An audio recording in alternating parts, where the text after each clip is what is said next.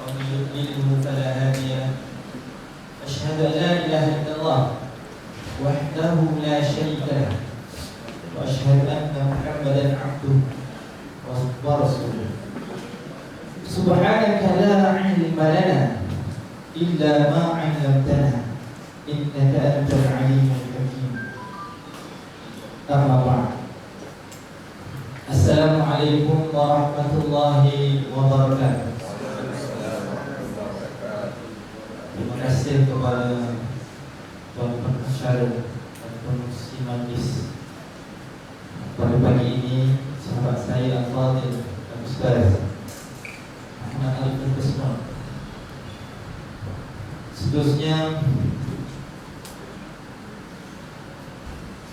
saya mulakan dengan mengalukan kehadiran pada pagi ini Yang Besar Cikgu Haji Jasmin bin Omar, Tuan Pegawai Pendidikan Daerah Pontian yang dihormati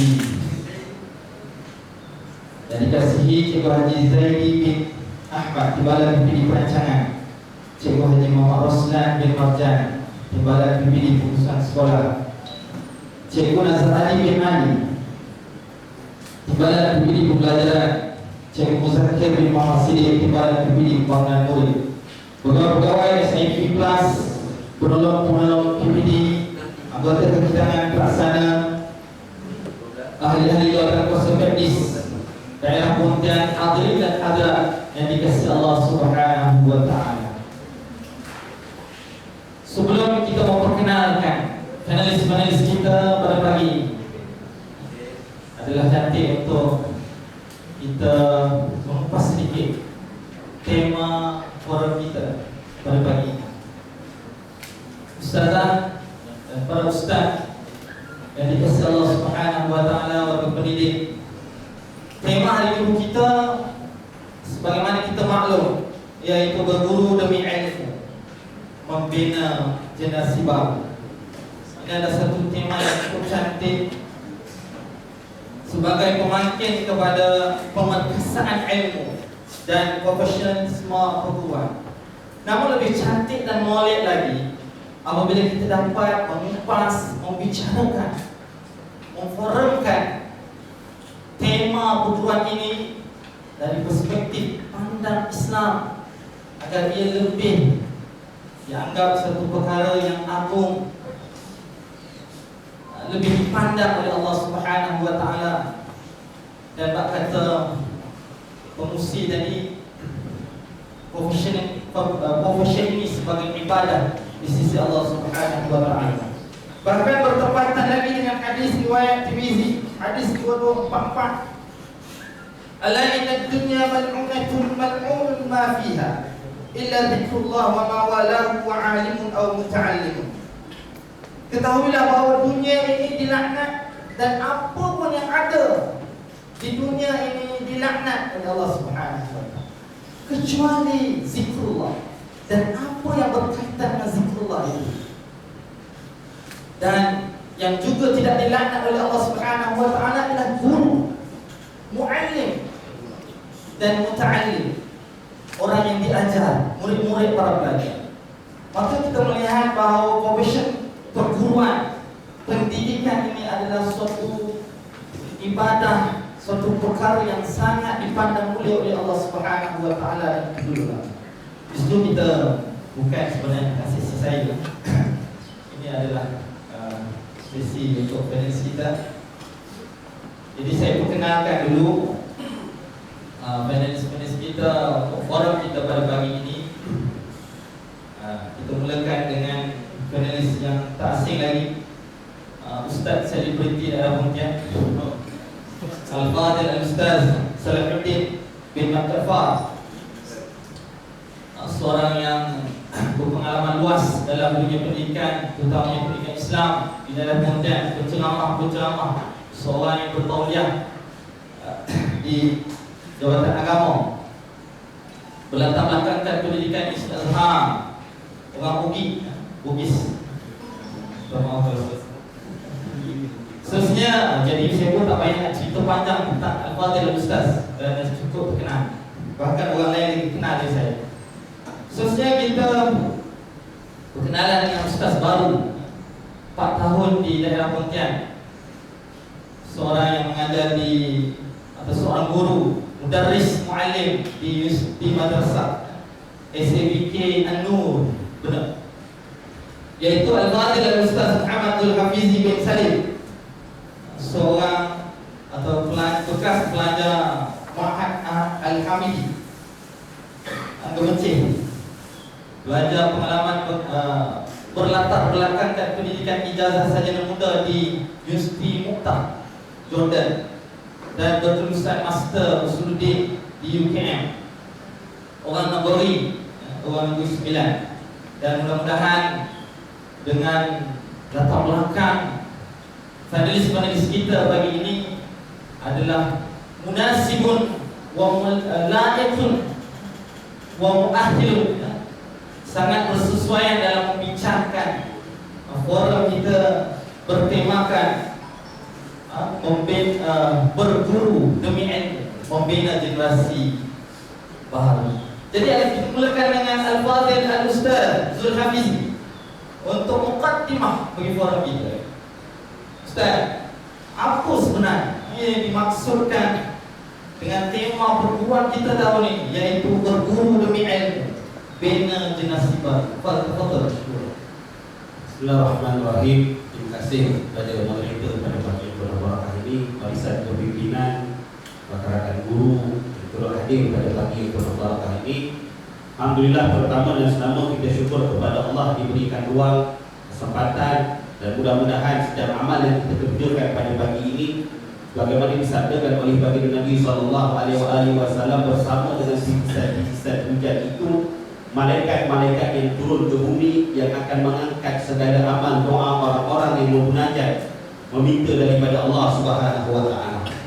Yang keduanya, tuan-tuan, puan-puan, hadirin hadirat yang dirahmati oleh Allah, saya dimaklumkan kita forum besok-besok ya tuan-tuan.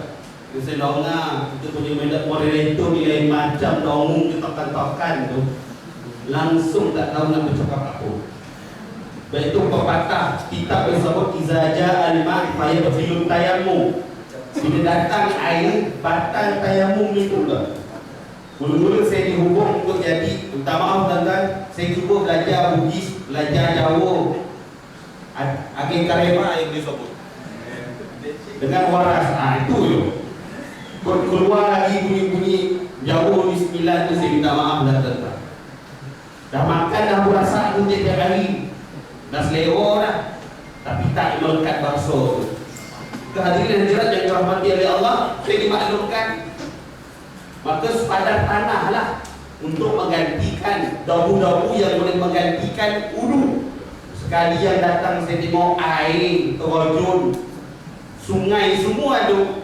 Sehingga pada pagi ini saya pun tak tahu nak sebut apa tuan-tuan, akan tetapi mudah-mudahan ada sedikit sahaja perkongsian, mudah-mudahan bermanfaat untuk diri saya dan tuan-tuan bersama, insya-Allah taala.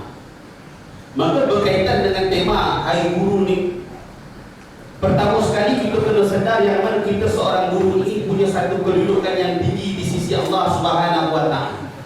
Kata Allah Subhanahu wa taala dalam Al-Quran, yarfa'illahu alladhina amanu minkum walladhina utul ilma darajat. Allah Ta'ala mengangkat dan memuliakan golongan yang beriman kepada Allah dan golongan yang menuntut ilmu, termasuklah guru. Yang tanpa guru maka tidak akan ada ilmu. Bahkan baginda Nabi SAW cuba menzahirkan kedudukan guru dengan mengatakan dalam satu hadis, adabani rabbi fa ahsinu ta'dibi. Baginda Nabi menyatakan aku dididik, baginda Nabi menyatakan aku punya guru. Dalam hadis tersebut baginda Nabi menyatakan adabani rabbi, aku dididik oleh Tuhanku, aku diajar oleh guruku. Yang kata baginda Nabi, guruku itu dua. Yang pertama itu Rabbi, Tuhanku, dan yang kedua adalah Sayyidina Jibril alaihissalam. Maka ini menunjukkan kepentingan dan keperluan guru. Sehingga kan baginda Nabi menyatakan dalam hadis, kun aliman au muta'alliman au mustami'an au muhibban fala takuni khamisan fatuhi. Baginda Nabi menyatakan, kun, jadilah engkau orang alim. Ke dalam kategori itu adalah seorang guru. Dan baginda Nabi memerintahkan perintah ini dengan mengatakan, jadilah engkau orang alim, yaitu jadilah engkau seorang guru. Au muta'alliman, ataupun orang yang belajar. Sekiranya engkau tidak mampu menjadi guru, maka jadilah orang yang belajar. Au mustami'an, ataupun orang yang mendengar ilmu, yang suka dengan ilmu. Dan yang keempat kata Nabi, au muhibban, ataupun pencinta, orang yang kasih kepada ilmu. Dia tak sempat pergi mengaji, dia sibuk. Tetapi bila mana dapat kabar-kabar ilmu, maka dia antara orang yang punya excited. Bila tahu di Pontian ni banyak baris ilmu, maka dia orang yang bergembira dengannya. Maka Nabi kata, jangan jadi orang yang kelima.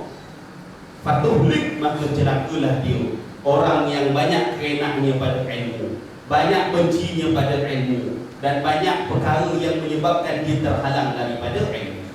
Maka sidang guru yang dirahmati dan disayangi oleh Allah Subhanahu wa Ta'ala, ini kedudukan guru. Maka diikat, baginda Nabi mengatakan, kun aliman au muta'alliman, jadilah engkau orang alim ataupun orang yang belajar ilmu.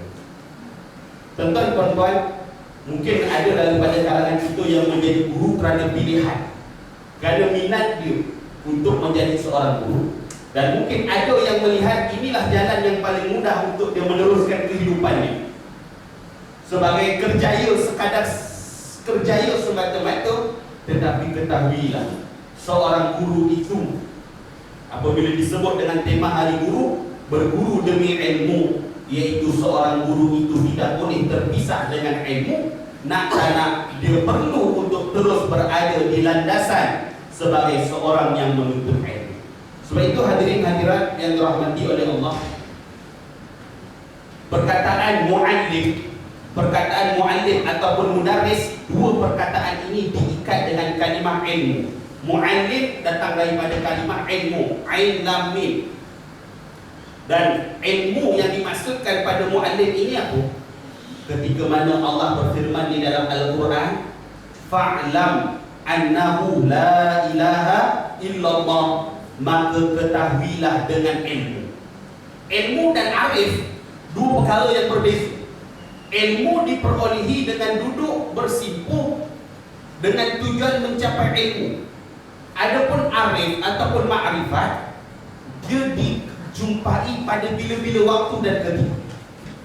Maka bila mana Allah mengatakan fa'lam annahu la ilaha illallah, maka ketahuilah dia tiada Tuhan selain Allah. Tahu dengan maksud tahu ilmu, yang padanya tahu dengan satu tuntutan, kita terpaksa duduk bersimpuh dan mencapai ilmu kenal Tuhan. Maka bila disebut muallim, dia terikat dengan kalimah ilmu. Maka sebab itu hadirin hadirat, seorang guru ini dia tidak boleh terpisah dengan ilmu. Dan inilah maksud tema kita yang pertama. Baru tema yang pertama tadi tak tahu nak cakap.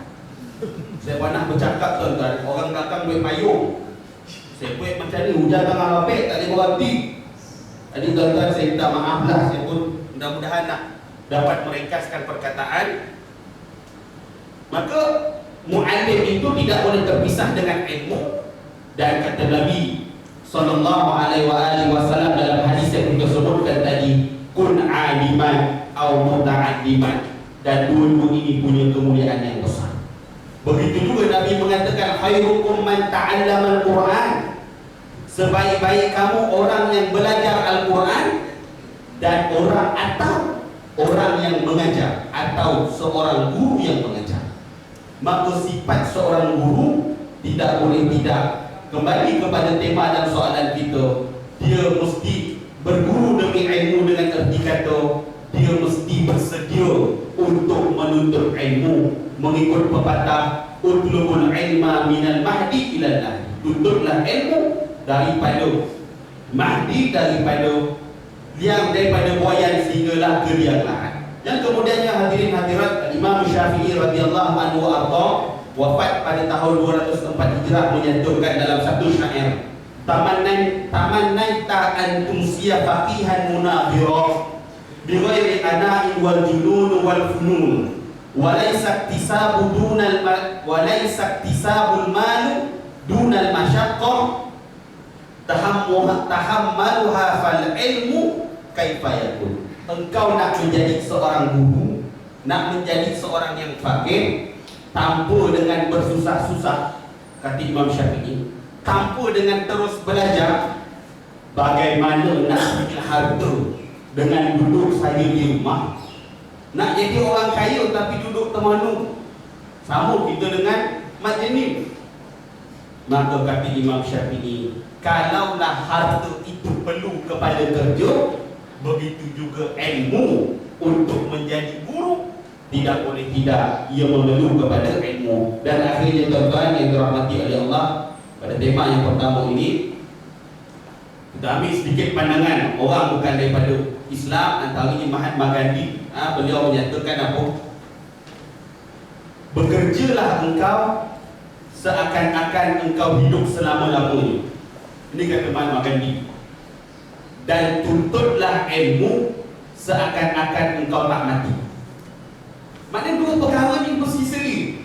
Dalam kita mengejar kehidupan dan kebahagiaan dunia, maka bersungguh-sungguh kita seakan-akan selama-lamanya. Dan dalam kita menuntut ilmu, hendaklah kita bersungguh-sungguh seakan-akan kita tak jumpa titik kematian. Dan inilah kata Nabi SAW, hendaklah engkau beramal untuk dunia seakan-akan engkau hidup selama-lamanya. Maka hendaklah engkau bekerja untuk dunia, untuk mencapai status seorang guru.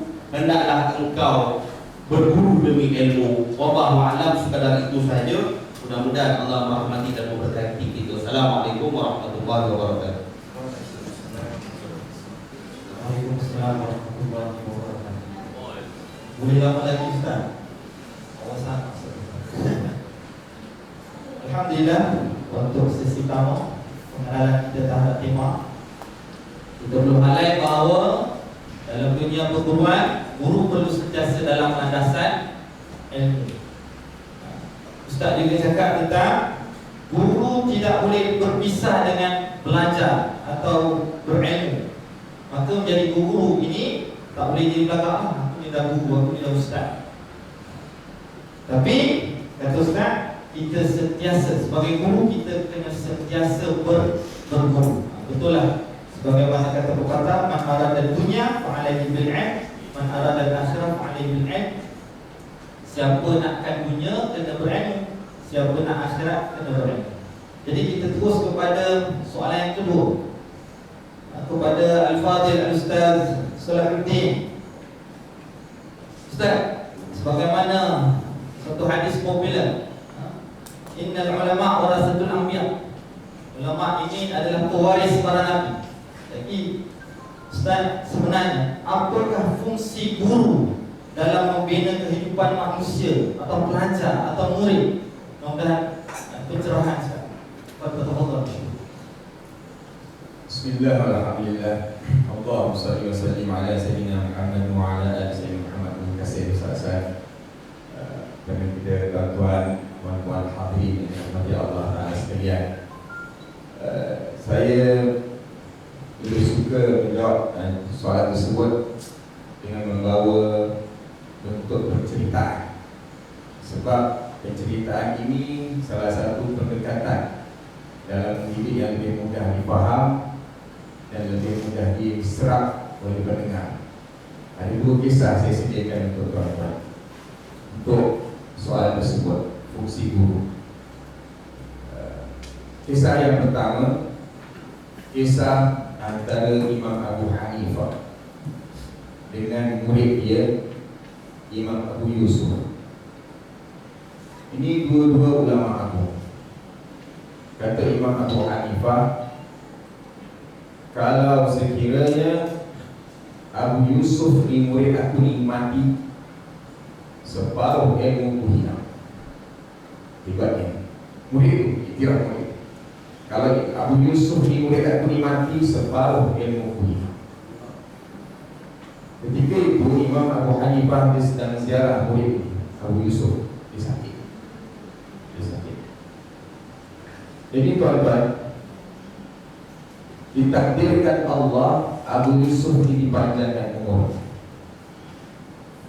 Dan pengiktirafan daripada guru dia itu, Imam Abu Hanifah, menyebabkan masyarakat sekeliling ini memandang Abu Yusuf ini dengan pandangan yang luar biasa.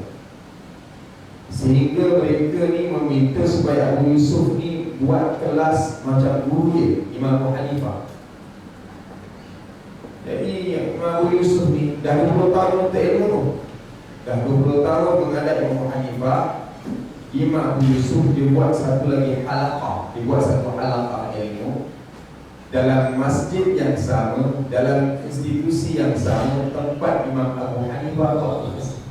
Jadi ada 2 kelas dalam satu masjid yang sama. Jadi tuan-tuan, kita dengar pun ada benda tak kena, kan? Kita dengar pun ada benda tak kena. Cara Imam Abu Hanifah dia repair anak murid kesayangan ini ialah dia hantar seorang wakil pergi ke halaqah Imam Abu Yusuf bawa satu soalan. Kata dia bertanya Abu Yusuf tentang kemusykilan agama ini, apa jawapan? Imam Abu Hanifah dah bekalkan sekali dengan dia punya jawapan sebenarnya. Kalau Abu Yusuf jawab A, salah, jawab B pun salah jawabannya. Jadi utusan Imam Abu Hanifah ni masuk dalam kelas Abu Yusuf. Abu Yusuf bertanya, ada apa-apa muskilah? Sila tanya. Jadi wakil Imam Abu Hanifah ni angkat tangan, tanyalah, tuan, ada 2 orang yang bergelar. Satu, tuan punya baju, tuan punya kain, tuan-tuan punya jaket, punya kain, jumpa tukang jahit. Tuan punya kain dengan tuan punya jahit berkelakar isu tentang baju.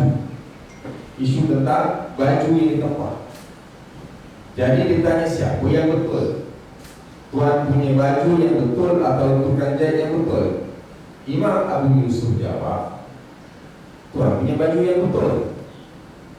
Kata murid yang dihantar ni, tuan salah. Jadi Imam Abu Yusuf ni muskil. Dia yang bertanya, dia menyalahkan aku, kan? Jadi Imam Abu Yusuf tukar jawapan. Kalau begitu tukar jahit yang betul. Jadi pun tuan salah. Jadi Imam Abu Yusuf ni dia dapat tangkap sesuatu. Ini dulu punya karamah yang tinggi. Ini guru yang berkaramah penting, tuan-tuan. Jadi Imam Abu Yusuf kata, sebenarnya kau siapa?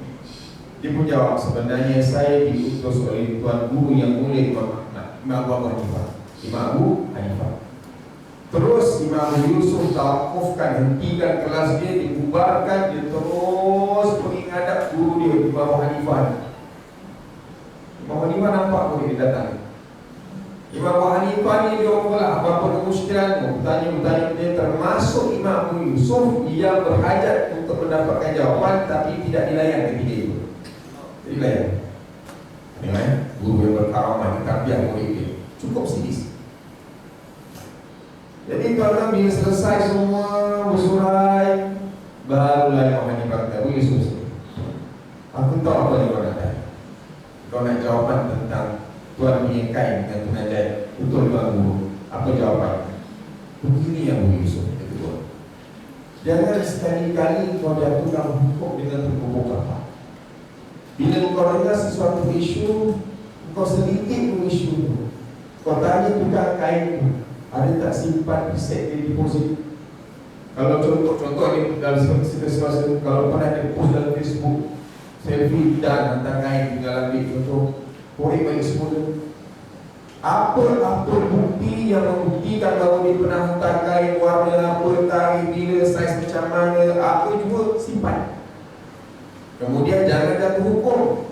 Tanya tukang jahit, ada tak buku log orang tempah, buku besar, ukiran, gambar, saiz macam mana, ada tak deposit, ada tak salinan resit, ketengahkan, baru kau jatuh hukum. Jangan cepat-cepat kau jatuh hukum, si ini salah, si itu betul, si itu betul, yang ini salah, jangan. Kata Abu Yusuf, lepas Abu Yusuf terus tutup dia punya kelas, dia sambung lagi belajar selama 20 di depan Imam Abu Hanifah. Ada satu perkataan yang disebut Imam Hanifah, kata, wahai Abu Yusuf, mahu kau ni nak jadi kispis tu mendahului anggur yang masak. Maknanya apa? Engkau belum masak lagi wahai anggur dan nak jadi kispis.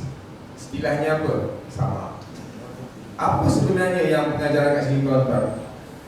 Guru mendidik guru kepada umat ini, dia cuma nak betulkan ada sedikit perasaan dalam hati Imam Yusuf, iaitu apa tuan-tuan? Ini aib. Namanya aib. Dalam ilmu sebut sebagai apa? Peranan guru ialah dia mesti membetulkan aib-aib muridnya. Aibnya guru suruh sini betul-betul ada sedikit rasa lebih dalam diri dia. Ada sedikit rasa lebih dalam diri dia. Imam Abu Hanifah betulkan yang lebih. Betulkan yang lebih. Jangan sampai engkau ada rasa lebih nak. Ini bahaya. Nah, ini contoh peranan guru untuk betulkan aib-aib. Macam tuan-tuan, kalau kita mengaji seorang-seorang daripada Fatihah sampai surah An-Nas, semua betul. Tapi cuba kita menghadap guru talaki Ustaz Samini Marin contoh. Daripada Fatihah tu kat Kuala Kuala saya seminggu tak betul-betul. Tapi baca seorang betul lah tu sampai habis. Itu peranan guru untuk betulkan aib. Baik. Yang kedua tuan-tuan, ada satu lagi kisah. Kenapa saya cerita kisah ni? Tuan-tuan juga saya aras tinggi. Orang aras tinggi ni dia lebih mudah untuk mencadai sendiri ilmu yang dapat. Kisah yang kedua ni, peranan guru juga. Ada seorang raja. Raja ni dia ada seorang putera. Dia hantar putera dia ni menuntut ilmu dengan seorang guru. Dalam proses menuntut ilmu, guru ni, kalau tuan-tuan dapat masuk istana dengan anak tuan, special ni. Okay. Guru ni ketika dia mengajar anak raja ni, dia pergi pukul anak raja ni. Pukul betul. Pak. Jadi anak raja ni kata, kenapa aku dipukul? Apa salah aku? Tak ada salah ni tuan-tuan, tapi anak raja ni dipukul guru ni. Pak. Lepas tu anak raja ni nak mengadu dengan bapa dia. Kata dia, kalau aku mengadu dengan bapa aku, buat ni guru ni cakap aku nakal, lagi teruk kena. Jadi didiamkan sampailah satu masa ni raja ni mangkat, putera ni dah membesar, dia ditabalkan sebagai raja. Benda pertama sekali dibuat yang jadi raja ialah panggil guru yang pukul tadi. Panggil, carikan aku guru ni, aku nak jumpa dia, aku minta dihakimi dia guru, diadili. Menghadap. Wahai tuan guru, wahai guru, dulu kenapa kau pukul aku sedangkan aku tak ada apa-apa salah pun? Apa salah? Jadi guru yang mulia ni pun cakap, wahai raja, ketika aku mengajar kau suatu masa dahulu, aku dah nampak bahawa kaulah yang akan jadi raja di suatu masa. Sengaja aku pukul kau supaya engkau tahu betapa sakitnya orang bila dizalimi tanpa alasan. Betapa sakitnya orang bila dizalimi tanpa alasan. Aku nak kau jadi raja, jangan sekali-kali kau zalimi rakyat kau tanpa alasan. Bagaimana kau jadi raja? Baru jadi raja, kau terus cari aku untuk diadili. Begitu nanti di dalam mahsyar, bila orang yang dizalimi menghadap Allah Ta'ala, orang pertama yang dicari pada mahsyar ialah orang yang pernah menzalimi diri dulu untuk diadili. Jadi itulah sebabnya aku sakitkan kau dulu, supaya kau tahu sakitnya bila dizalimi tanpa alasan. Jadi jadilah kau raja yang adil, wahai muridku, supaya Allah Ta'ala selamatkan kau dunia akhirat. Asalnya nak dijatuhkan hukum dulu tadi. Akhirnya raja muda ini memberikan anugerah yang istimewa sebagai hadiah buat guru yang mulia. Jadi tuan-tuan dan Allah Ta'ala sekalian, melalui perceritaan ini kita dapat tahu sebenarnya peranan guru apa. Kita bukan nak bina ketika itu saja, kita nak bina syakhsiah murid tersebut. Kita nak bina masa depan dia dengan berkat karamah doa guru. Bila sebut karamah, insyaAllah nanti saya akan sambung pada slot yang kedua. Wallahualam. Terima kasih. Alhamdulillah.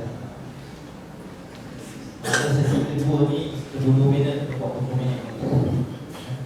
Khidmahnya masih 10 minit, 10 minit. Jadi bolehlah sesi kedua nanti kita dengar lama sikit, insyaAllah. Jadi kita boleh highlightlah bahawa bagaimana peranan atau fungsi guru ni dalam kehidupan manusia, terutamanya pelajar atau murid ini dengan pembinaan syakhsiah. Kita sebagai guru kena bina syakhsiah pelajar kita. Kita juga sebab kata Imam Abu Hanifah, kita kena pastikan pelajar kita jangan jadi kismis mendahului anggur. Kena pastikan anggur dah masak dulu. Jadi baru sedap makan saya. Jadi kita beralih kepada soalan seterusnya kepada Al-Ustaz Zulhafizi tentang jailuna al-yawm, jailuna al-mu'asir, tentang generasi baru. Sebenarnya Ustaz, apakah yang dikatakan sebagai ciri-ciri generasi baru yang cuba kita bentuk, insyaAllah? Bismillahirrahmanirrahim. Terima kasih. Alhamdulillah, wassalatu wassalamu ala Rasulillah. Allahumma shalli ala sayyidina Muhammad wa ala alihi wa sahbihi wa sallam, amma ba'du. Di soalan kedua ini menepati dengan tema hari guru kita yang kedua, iaitu membina generasi baru. Sidang guru-guru yang dirahmati dan disayangi oleh Allah Subhanahu wa taala. Bagaimana maklum pada kita apa yang kita telah dengar daripada apa yang disebut oleh Ustaz Salahuddin sebentar tadi tentang tindakan merontan anak raja dengan pandangan anak raja tersebut akan menjadi raja. Maka apa yang berada di hadapan kita pada hari ini, mereka tidak akan kekal dengan rupa bentuk sedemikian rupa hal mereka. Sebab itu Sayyidina Ali radhiyallahu anhu menyatakan, apabila ingin melihat negara pada 10 tahun akan datang, maka lihatlah generasi yang sedang dididik pada ketika ini. Al-Imam Zuhri radhiyallahu anhu beliau menyatakan dalam satu riwayat mengatakan Sayyidina Umar radhiyallahu anhu apabila ingin melakukan sesuatu, ingin bertindak sesuatu, maka Sayyidina Umar akan memanggil seluruh pemuda-pemuda yang ada untuk berhimpun di dalam istana dan berbincang dan bermusyawarah, kerana generasi pemuda adalah generasi yang menentukan hal keadaan negara ataupun menentukan hal keadaan sesuatu pada masa yang akan datang. Dan maklum pada kita hadirin hadirat guru-guru yang dirahmati oleh Allah, Sayyidina Umar satu orang yang punya akal yang sangat tinggi. Sayyidina Umar satu orang yang penuh dengan wibawa yang tinggi. Bahkan baginda Nabi SAW menyatakan, sekiranya ada Nabi selepas aku, maka fa Umar, kata Nabi, maka Umarlah Nabi tersebut. Umarlah Nabi tersebut. Dan dalam kita menyelusuri sirah, kita akan melihat pandangan-pandangan Sayyidina Umar yang kemudian selari dengan kehendak Allah dan baginda Nabi SAW. Antara yang telah dimaklum, antara maklum pada kita, ada isteri-isteri Rasulullah yang tak digelar sebagai ummahal mukminin, yang digelar sebagai ibunda para mukminin. Ini orang yang bersama dengan Nabi sehingga baginda Nabi wafat. Dan sebahagian daripadanya yang mula meminta harta daripada Rasulullah, dan Rasulullah SAW diam, termenung baginda Nabi memikirkan hal keadaan sedemikian. Sayyidina Umar mendengar perkataan tersebut, kisah tersebut. Sayyidina Umar mengatakan, ya Rasulullah, engkau lepaskan mereka. Baginda Nabi bertambah diam, menunggu wahyu daripada Allah. Maka Allah menyatakan, berikan apa yang mereka kehendaki dan lepaskan mereka, dan mereka tak dipanggil ummahal mukminin. Yang kedua, ketika mana kali pertama Islam berperang, maka apabila Islam mendapat tawanan, baginda Nabi tidak mengambil sebarang keputusan bertindak ke atas tawanan. Datang Sayyidina Umar radhiyallahu anhu mengatakan, ya Rasulullah, bunuh sahaja mereka ini. Ini sifat Sayyidina Umar. Apabila Sayyidina Umar memeluk Islam, Sayyidina Umar mula berteriak dengan mengatakan, barang siapa yang ingin melihat isteri-isteri menjadi janda, anak-anak menjadi yatim, maka halanglah Rasulullah untuk masuk ke Kaabah. Maka Sayyidina Umar kata, ya Rasulullah, kita bunuh tawanan ini.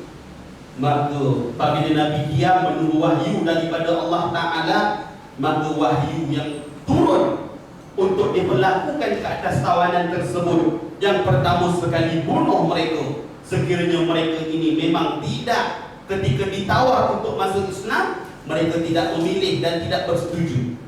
Dan sekiranya mereka kekal untuk menentang, maka mereka boleh dibunuh. Ataupun sekiranya mereka ingin masuk Islam, diterima mereka. Dan sekiranya mereka boleh memberikan manfaat, mengajar anak-anak Islam, maka dijadikan mereka sebagai guru untuk mengajar anak-anak Islam. Ini Sayyidina Umar, orang yang mula menyekat zakat kepada golongan orang yang pada asalnya berjinak-jinak dengan Islam, tetapi mereka hanya bermain untuk mendapat harta zakat tersebut. Maka Sayyidina Umar menyekat perbuatan tersebut. Orang yang memberi idea kepada Sayyidina Abu Bakar radhiyallahu anhu agar mengumpulkan Al-Quran, membukukan Al-Quran, sehingga Sayyidina Abu Bakar mengatakan, bagaimana aku ingin melakukan sesuatu yang tidak dilakukan oleh Rasulullah ketika hidup. Datang daripada Sayyidina Umar. Akhirnya baginda Nabi pernah menyatakan, sebagaimana saya sebut awalnya tadi, sekiranya ada Nabi selepas aku, maka Sayyidina Umar lah Nabi tersebut. Fa Umar, maka Umar lah Nabi tersebut. Hadirin hadirat, tetapi menjadi persoalan, mengapa Sayyidina Umar tidak menjadi Amirul Mukminin yang pertama? Mengapa Sayyidina Umar tidak dilantik menjadi khalifah yang pertama? Sedangkan setiap sahabat punya kelebihan, setiap sahabat punya pujian, setiap sahabat punya kedudukan. Tetapi kalau kita lihat secara kasar, dengan hadis yang dikatakan Umarlah Nabi selepas aku sekiranya ada, tetapi beliau tak dilantik menjadi Amirul Mukminin yang pertama, Khalifatul Rasul yang pertama. Maka menjadi persoalan kepada kita. Maka dijawab oleh para guru kita, Sayyidina Umar ketika mana wafatnya Rasulullah sallallahu alaihi wasallam, maka Sayyidina Umar menjerit mengatakan, barang siapa yang mengkhabarkan berita kematian Rasulullah, nescaya akan kupenggal. Sayyidina Umar dikata dua je, hidup mati. Sebab itu cincin Sayyidina Umar, tuan-tuan, setiap 4 khalifah ni cincinnya ada cok. Maka cincin yang ada pada Sayyidina Umar, kafa mauta wa'idha, cukuplah mati itu peringatan. Ada tak ada cerita banyak, simpang siur dia tak pakai. Hidup atau mati, siapa kata Rasulullah wafat, aku bunuh. Karena ini yang pentarbihan Sayyidina Umar terhenti seketika bila mana Rasulullah wafat. Maka siapa yang menyempurnakan pentarbihan tersebut? Guru Sayyidina Umar, iaitu Sayyidina Abu Bakar. Maka muridnya hebat, apatah lagi Sayyidina Abu Bakar. Maka Sayyidina Abu Bakar mengeluarkan satu perkataan yang sangat mudah, kalau engkau beriman dengan Rasulullah, dengan Muhammad sallallahu alaihi wasallam, maka Nabi Muhammad itu wafat. Dan kalau engkau beriman dengan Tuhan Muhammad, maka Tuhan Muhammad itu kekal, hayyul la yamut, kekal selama-lamanya. Barulah pendidikan tarbiyah Sayyidina Umar menjadi sempurna, dan terdiam Sayyidina Umar mengiyakan perkataan Sayyidina Abu Bakar. Oleh yang demikian, dalam melihat situasi Sayyidina Umar yang begitu hebat, rupa-rupanya gurunya lebih hebat, iaitu Sayyidina Abu Bakar, sehingga itu dilantik menjadi Amirul Mukminin, Khalifatul Rasul sallallahu alaihi wasallam. Tetapi kata Imam Zuhri, Sayyidina Umar tidak akan bertindak sesuka hati, melainkan setelah mengumpul para pemuda untuk berhimpun dan berbincang tentang sesuatu masalah, maka barulah dilaksanakan setelah mendapat pandangan orang muda. Kehadirin hadirat, inilah maksud tema yang kedua, dan inilah ciri-ciri yang patut kita pahami selaku seorang guru. Generasi yang mana yang ingin kita bentuk? Sebab itu hadirin hadirat, guru-guru yang dirahmati oleh Allah, pemuda ini punya kedudukan dalam Islam. Disebut al-futuwah. Futuwah, bahkan ulama mengarang Futuwah, sebuah kitab yang menceritakan tentang perihal pemuda-pemuda yang akan memegang negara. Kehadirin hadirat yang dirahmati oleh Allah, dalam kesempatan yang ada pada pagi ini, beberapa ciri yang disebutkan dalam Al-Quran yang boleh kita jadikan perkongsian kita pada pagi yang penuh barakah ini. Yang pertama sekali, ketika mana zaman Nabi Musa alaihi salam dilantik Talut, kisah Talut dan Jalut yang kita maklum dan kita makruf, maka dilantik Talut untuk menjadi raja kepada kaum. Maka ianya menjadi pertikaian. Biasalah tuan-tuan, Bani Israel ini sifatnya memang banyak mempertikai. Kita tahu daripada surah yang pertama Baqarah tu, cerita tentang Bani Israel yang banyak songehnya, yang banyak cekadaknya, yang banyak pertikainya, sehingga Nabi kata SAW, umat-umat terdahulu mereka ini dibala oleh Allah kerana dua perkara. Kasratu mas'alihim, banyaknya mereka bertanya. Tanya bukan nak beramal, tanya bukan nak buat, tanya bukan nak ikut, tanya sebab nak mengelak. Dan yang kedua, waqtilafu bi anbiya'ihim, dan bertelagak mereka dengan para nabi mereka. Jadi moderator tanya tak adalah Bani Israel tu dah. Ini tanya buat cekadak, ayo. Maka mereka pertikaikan. Dan ini sifat Yahudi. Mereka merasakan mereka bangsa yang punya kemuliaan. Mereka merasakan mereka adalah bangsa yang dipilih dan disayangi oleh Allah Ta'ala. Sebab itu mereka tidak mampu mengimani Rasul sallallahu alaihi wasallam kerana baginda Nabi bukan daripada Bani Israel. Maka mereka pertikaikan Nabi Musa. Wahai Musa, kenapa dipilih Talut menjadi pemimpin kami? Macam itulah tuan-tuan, ketua kampung bukan orang perfect gitu. Kamu orang tu gitu ni, marah. Sedangkan Allah Ta'ala yang memilihnya. Maka Allah Subhanahu Wa Ta'ala merakamkan dalam Al-Quran pada firman Allah Subhanahu Wa Ta'ala pada kisah yang panjang. Tetapi disebut oleh Allah, Innallaha astafahu alaikum wa zadahu bastatan fil ilmi wal jismi. Maka generasi pertama yang cuba kita dapatkan pada mereka ciri-ciri ini dan cuba kita tanam dalam diri kita, apabila Allah menyifatkan kepada Talut, Innallaha astafahu, Allah yang pilih dia, wa zadahu bastatan fil ilmi wal jismi. Yang pertama sekali itu adalah ilmu.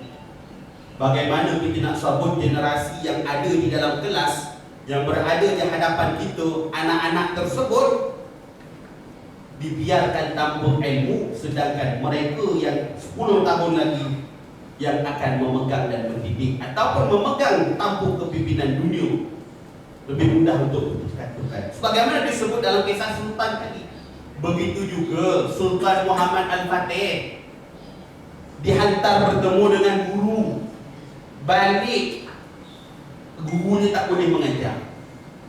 Tak boleh mengajar, anak raja. Anak raja tuan-tuan. Dihantar bertemu dengan Syekh As-Sufi, satu orang alim Sufi, maka dia menggunakan rotan. Dia menggunakan rotan. Sebagaimana kisah yang kita dengar tadi. Tapi ini Sultan Al-Fatih, Nabi menyatakan la taftahunnal Konstantiniyah, kota Konstantinopel dibuka setelah Nabi bersabda selama 800 tahun, dan dia dibuka oleh pemuda. Salahuddin Al-Ayyubi radhiyallahu anhu arda, ketika membuka kota Palestin, seorang pemuda. Sayyidina Tariq bin Ziyad ketika membuka kota Andalus, umur 17 tahun. Kod Captain Syam SPM lah tu. 17 tahun dah pergi buka kota Andalus. Kerana mereka dibekalkan dengan ilmu yang cukup ketika mereka kecil. Maka apa dilakukan oleh Syekh As-Sufi Az-Zahid ini pada Muhammad Al-Fatih radhiyallahu anhu arda, maka dia ambil rotan, dicemat, dirotannya sehingga Al-Fatih balik mengadu kepada apa dia, Sultan Muhammad. Kata apa? Tapi dia cakap bahasa Arab lah. Turki ke bahasa Melayu 9 ni. Bukan orang Al-Fatih tu. Dia kata wahai apa? Dan kena rotan. Cikgu tu dia pukul. Abah dia kata cikgu tu yang akan letak dalam istana. Sebab cikgu lain ajar tak jadi. Tak mahu. Kau duduklah diam-diam untuk. Duduklah diam-diam ke istana ni. Cikgu tu duduk dalam istana 24 jam tengok kau ni. Maka Al-Fatih pun mula takut. Tetapi rotan yang pertama yang terkena kepada anak raja ni tadi menyedarkan dia yang satu hari nanti dia akan memimpin. Kalau itulah sikap dia, nakal dia, maka dia tak akan berjaya. Yang kedua, Allah Ta'ala menyatukan sifat Talut yang dilantik menjadi pemimpin oleh Allah kepada Bani Israel tadi. Wazadahu bastatan fil ilmi wal jismi. Dan yang kedua jisim, semangat badannya. Sebab itu Al-Fatih bukan sekadar dirotan kerana tidak mahu mengaji. Al-Fatih juga dirotan ketika mana tidak pandai menunggang kuda. Al-Fatih dirotan ketika mana tidak berjaya melawan menggunakan pedang. Hadirin hadirat yang dirahmati oleh Allah, baginda Nabi SAW menyatakan dalam hadis, adibu auladakum, ajarlah anak kalian. Antaranya itu adalah berenang, berkuda, dan antara sunnah Nabi SAW itu adalah bergusti. Baginda Nabi ini bergusti.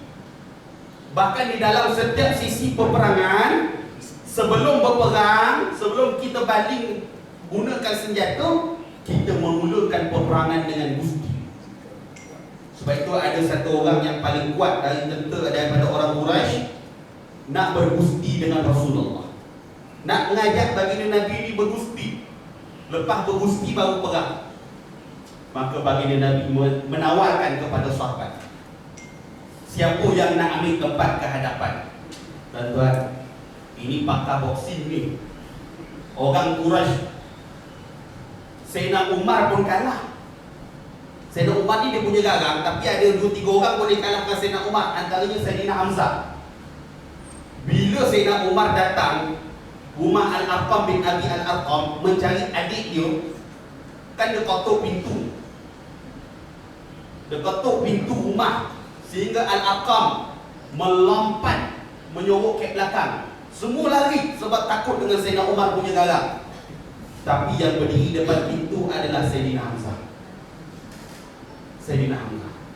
Satu hari Sayyidina Umar sebelum Islam menjerit-jerit marah Sayyidina Rasul. Sayyidina Hamzah datang bawa busur panah, bawa anak panah, dikotok dahi Sayyidina Umar, bertanda dahi Sayyidina Umar sehingga wafat. Sayyidina Umar ni tuan-tuan tinggi. Dia kalau naik kuda, kaki dia sampai ke tanah. Tinggi orang ni. Bawah matanya ada satu lekuk. Dia kerana banyak menangis pada malam hari. Di dahinya ada satu tanda. Kalau kita tengok Harry Potter, adalah satu tanda tu. Dia tanya kepada Sayyidina Umar apa sebab ni. Dia kata, aku dah garang dah. Rupa Sayyidina Hamzah lagi garang. Dia kotuk pada aku, sanyak tak boleh buat apa. Yang ajak bergusti dengan Nabi ni lebih garang daripada Sayyidina Umar. Nabi kata, wahai sahabat, siapa nak ke depan? Tak ada seorang pun tuan-tuan. Semua tu makanan dia yang terdapat. Tetapi seorang pemuda yang pernah menggantikan tempat baringnya Rasulullah, iaitu Sayyidina Ali. Sayyidina Ali kata, ya Rasulullah, sebelum engkau pergi, biar aku tak sanggup tengok kau. Ini sahabat tuan-tuan. Maka sahabat pergi dengan jiwa muda. Al-jismu yang kata Allah. Kenapa dipilih Talut? Yang pertama ilmu, dan yang kedua jismu. Maknanya koko dia lah tu. Kau bahasa kita ni koko lah. PADSK, apa tu, Sega, semua lah tu. Maka bertumbuhlah Sayyidina Ali dengan kafir Quraisy tersebut, sehingga daun naik ke atas, tak nampak mana Sayyidina Ali, mana kafir Quraisy. Yang keluar kejap-kejap kepada Sayyidina Ali, kejap-kejap kepada kafir Quraisy. Akhirnya daun turun. Yang menang ketika itu Sayyidina Ali. anak muda yang berumur ketika itu 15 tahun. Ini yang disebut oleh Allah, dan ini yang cuba kita tanamkan dalam diri kita dan diri anak-anak generasi yang akan datang. Yang pertama, ilmu, sebagaimana disebut oleh Allah, innallaha astafahu wa zadahu bastatam fil ilmi. Allah yang pilih Talut, Allah yang beri ilmu, dan Allah yang berikan izin. Sebab itu dia dipilih menjadi pemimpin. Ada pun sifat yang seterusnya, hadirin hadirat yang dirahmati oleh Allah, tentang kisah Nabi Musa alaihi salam sebelum baginda Nabi Musa bernikah. Sifat al-qawiyul amin. Kata Allah Subhanahu wa taala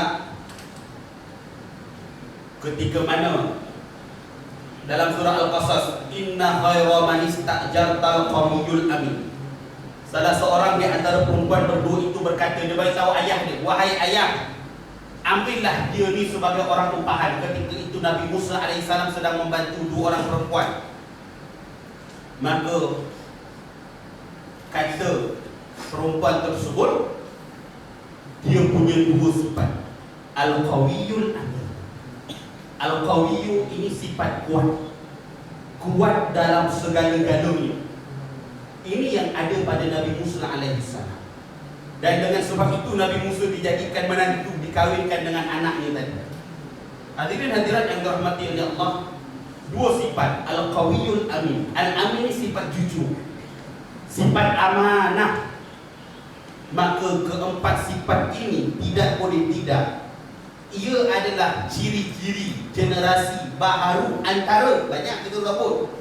Tapi ini yang disebut di dalam Al-Quran, antaranya empat sifat. Kenapa mereka dilantik menjadi pemimpin? Kenapa mereka dilantik menjadi seorang yang hebat? Kerana empat sifat tersebut. Dan sifat al-amin inilah yang ada pada Rasul sallallahu alaihi wasallam. Hadirin hadirat, kita tahu satu hadis ketika ditanya tentang akhlak Rasulullah, maka bagi Sayyidatina Aisyah radhiyallahu anha wa arda menyatakan kana khuluqul Quran. Kata ulama hadis, bukanlah nak menjawab akhlak Nabi itu Al-Quran, tetapi tak tahu nak gambarkan apa lagi. Bila ditanya bagaimana akhlak Nabi, tak tahu nak cakap apa. Yang paling tinggi ketika itu Al-Quran. Maka kana khuluquhul Quran. Dan sebelum daripada Al-Quran diturunkan, baginda Nabi telah punya dua sifat, al-qawi dan al-amin. Tuan-tuan, sampai 10 tahun seluruh penduduk kota Makkah menerima Rasulullah dengan menggelarkan Rasulullah itu al-amin, orang yang amanah, orang yang dipercayai. Dan sifat inilah yang perlu kita tanamkan ke dalam diri kita lebih-lebih lagi, tuan-tuan.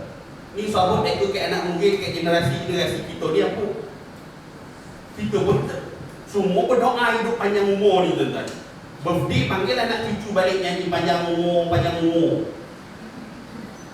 Semua nak panjang umur. Kau 20 tahun hidup mungkin kita yang pegang jawatan besar-besar.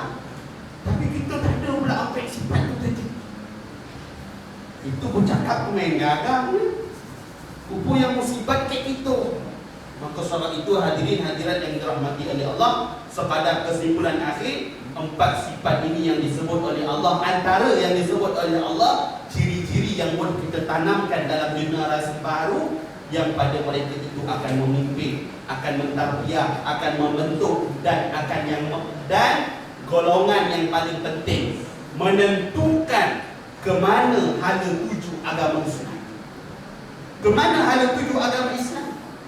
Maka yang pertama itu ilmu, yang kedua itu al-jismu, yang ketiga al-qawiyyu, dan yang keempat al-aminu. Dan mudah-mudahan Allah melimpahkan empat sifat ini ke dalam diri kita. Paling tidak kita bersama-sama berjalan mencari sifat-sifat itu. Wallahu a'lam, sekadar itu saja. Dan saya mohon maaf terkasar bahasa tersilap bicara. Assalamualaikum warahmatullahi wabarakatuh. Waalaikumsalam warahmatullahi wabarakatuh. Istifadah yang kita dapat dalam mengenal ciri-ciri generasi baru kita, pertama ialah pelajar kita atau murid kita ni adalah mempunyai peribadi yang hebat. Jadi bagaimana kita perlu mengajar mendidik mereka. Datang-datang sekolah dah hebat dah. macam Sayyidina Umar, tapi tetap perlu dididik.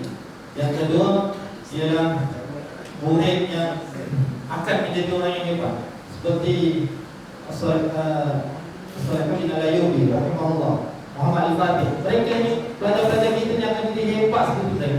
Bagaimana pembentukan kita untuk menjadikan mereka nanti bila mereka jadi orang hebat adalah orang yang benar-benar mengamalkan Islam dan menentukan hal Islam yang terbaik. Khususnya ada juga disebut tentang al-jismu, maknanya ada kalangan ciri pada kita ni yang cenderung kepada aktiviti lasak. Ada tak suka belajar, dia suka bersukan ni. Dan bagaimana Ustaz guide kita untuk asasnya dalam pembentukan ciri yang pelbagai ini dengan ilmu, dengan jasmani, dengan qawi dan amin, pembentukan syakhsiah agar ciri yang ada pada generasi baru ini yang nantinya menjadi generasi yang bertepatan dengan dunia pendidikan kita, berhubung dunia ini, insyaAllah. Jadi Ustaz sebagai penutupnya, serahkan kepada Al-Fadhil Ustaz Salahuddin untuk menutup forum kita dengan apakah sebenarnya Ustaz, ataupun berikanlah kepada kami Ustaz sebagai warga pendidik yang pelbagai latar belakang sedikit tips yang boleh dikongsikan, yang mana ia boleh menjadi pedoman guideline kami sebagai warga pendidik yang mudah-mudahan memberi faedah insyaAllah. Bismillahirrahmanirrahim. Allahumma salli ala sayyidina Muhammad wa ala sayyidina Muhammad. Baik, dalam sesi penutup ni masih lagi saya buat kesinambungan daripada sesi yang pertama tadi, iaitu yang paling penting tuan-tuan dalam membina generasi. Guru ni dia perlu ada karamah. Karamah ni dalam bahasa Melayu ni yang paling mudah lah, ya, pada saya lah. Kita nak ada aura di sini. Contoh Imam Abu Hanifah, sebab kisah Imam Hanifah. Ada seorang murid ini datang pakai baju lusuh belajar. Jadi ketika majlis ilmu selesai bersurai, Imam Abu Hanifah pesan dengan murid ini, kau jangan balik, duduk dulu. Jadi kata Imam Hanifah, kau cuba tengok selak bawah pokok kau, ambil duit bawah pokok kau. Bila dia selak bawah pokok ini botika aku, ada duit. Ini karamah aku. Luar biasa Imam Hanifah. Jadi kata Imam Hanifah, ambil duit tu buat beli baju baru. Kata murid ni, tuan, saya bukan orang miskin, saya ada duit, saya banyak duit, tapi saya nak berzuhud dengan keadaan begini. Imam Abu Hanifah cakap apa? Allah paling tak suka dengan orang yang berdoa minta diberikan nikmat, kemudian bila diberikan nikmat dia tidak mahu zahirkan kesan nikmat itu. Kita kan berdoa, ya Allah saya nak begitu, saya nak begini, lalu Allah beri, lalu tidak mahu dizahirkan kesan nikmat itu. Kan dalam surah Al-Quran, Fa'ama bi ni'mati rabbika fahadits. Maknanya apa tuan-tuan? Imam Abu Hanifah ni, dia adalah orang yang sangat mementingkan dia punya keterampilan. Murid-murid dia cakap, tak pernah nampak Imam Abu Hanifah ni dia nampak sedikit. Dia sentiasa kemas, jubah dia, serban dia, pakaiannya semuanya cantik. Susah nak jumpa. Contoh macam kita ni. Kata orang tu kalau contoh Pak Imam dekat masjid kat surau pakai serban, pakai jubah, sekali jumpa kat rumah pakai serban pendek masuk kereta. Contoh Imam Hanifah tak ada macam tu. Murid-murid dia sentiasa nampak guru dia ni handsome, bersih, kemas, keterampilan, berwibawa, beraura. Itu satu. Itu karamah dengan keterampilan. Ada satu lagi kisah tuan-tuan. Imam Abu Hanifah ni ada seorang perempuan bawa 2 biji apple. Satu apple warna merah, satu apple warna kuning. dibawa ke Imam Hanifah. Imam Hanifah ni pun perempuan tu jauh kat belakang. Imam Hanifah ni tengok apple ni, karamah seorang guru ni, dia boleh tahu apa kemuskilan yang berlaku pada tuan punya apple perempuan ni. Kalau kita tengok orang bagi kita apple, kita makan. Imam Abu Hanifah, apple ni tadi dipulangkan balik kepada perempuan tu dan dijawab. Apa jawapan tuan-tuan? Cakap dengan perempuan tu, sekiranya darah yang belum bersih, masih kekuning-kuningan, dia belum suci lagi. Perempuan tu tak cakap apa-apa pun. Perempuan tu cuma hantar apple sebagai simbol kemuskilan agama. Dia nak tanya tentang macam mana dikatakan seorang perempuan itu sudah bersih pada haid dengan menggunakan simbolik bahan batu pengajarnya buah apple. Imam Abu Hanifah mata hatinya tepus pada batu perempuan tu, belahan perempuan tu, dia tahu apa dia punya kemuskilan dan diberikan jawapan. Jawab soalannya, macam mana kita nak dapat karamah label macam ni? Kita sebagai guru ni macam mana nak dapat karamah yang dikatakan belum ajar, murid dah faham, kita ajar sikit, memberi bekas sampai mati pada murid tersebut. Salah satunya tuan-tuan di pada kita hari ini, kita sebagai guru, kalau contoh saya guru, tuan-tuan guru pegawai ni, kita mesti jaga kita punya batas-batas apa yang boleh, apa yang tak boleh dengan Allah. Kita mesti mengagungkan perintah Allah. Kita mesti menghidupkan sunnah-sunnah Rasulullah. Contoh mudah, contoh kita ada zakat, kita ada gaji, berapa ramai yang tunaikan zakat pendapatan? Kita ada isteri, sejauh mana amanah kita terhadap isteri kita?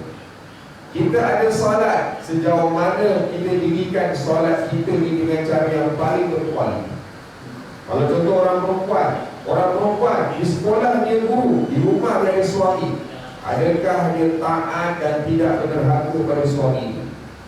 Perempuan, dia guru, dia juga perempuan, sejauh mana dia jaga batas-batas aurat dia. Kerana apa tuan-tuan? Perkara-perkara sampingan seperti ini memberi kesan pada kredibiliti dia sebagai seorang guru. Contoh, Nabi bangunkan personaliti kita sebagai seorang Muslim. Contoh, isu sembahyang subuh pagi tadi. Nabi ajar pergi sembahyang subuh baca doa. Allahumma ja'al fi qalbi nura wa fi lisani nura wa ja'al fi sam'i nura wa ja'al fi nura. Wahai Tuhan, jadikan pada hatiku cahaya, mataku cahaya, telingaku cahaya, mulutku cahaya, kulitku cahaya, dagingku cahaya, bulu-buluku cahaya, tulang-tulangku cahaya. Maknanya apa? Nak pergi sembahyang subuh, balik sembahyang subuh dapat aura. Dapat aura. Kita sebagai seorang guru, kita buat tak tadi sembahyang subuh jemaah? Contoh, kalau contoh ini pun kita susah nak buat tuan-tuan. Ini sebab yang dikatakan elemen yang menggagalkan. Kenapa kita nak bangunkan murid ni, kita kadang-kadang tidak capai. Balik 10 bagi kita sebagai guru. Jadi tuan-tuan, mohon Allah Ta'ala sekalian, zakat pendapatan bayar, tak bayar. Sebab apa? Kalau kita tak bayar zakat pendapatan kita, dalam kita dapat gaji tiap-tiap bulan tu, ada hak orang lain yang sedang kita makan. Jadi macam mana kita dah jadi seorang guru memberi bekas sebagai murid, sedangkan kita makan pun tak bersih. Tuan-tuan, sebagai seorang perempuan, kalau sekiranya dia ada seorang suami, pastikan dia taat pada suami dia. Sebab isteri yang menderhaka pada suami dia, hidup dilaknat oleh Allah Ta'ala. Bagaimana dia tidak jadi seorang guru sedangkan hidupnya 24 jam dilaknat oleh Allah? Contoh, kalau sekiranya kita seorang guru, kita ada mak, ada ayah, pastikan kedua orang tua kita itu reda dan bahagia dengan kita. Bagaimana kita jadi seorang guru kalau sekiranya hidup kita hidup dengan doa anak orang tua itu? Jadi tuan-tuan, perkara-perkara seperti inilah yang menyempurnakan kekeramatan seorang guru. Jadi sebagai penutup, mudah-mudahan Allah Ta'ala terima amal-amal kita sebagai seorang guru dan menjadikan apa-apa yang kita korbankan, yang kita laburkan untuk anak didik kita yang akan datang, kita jumpa di pada masyarakat, insyaAllah. Sekian sahaja dari saya. Terima kasih.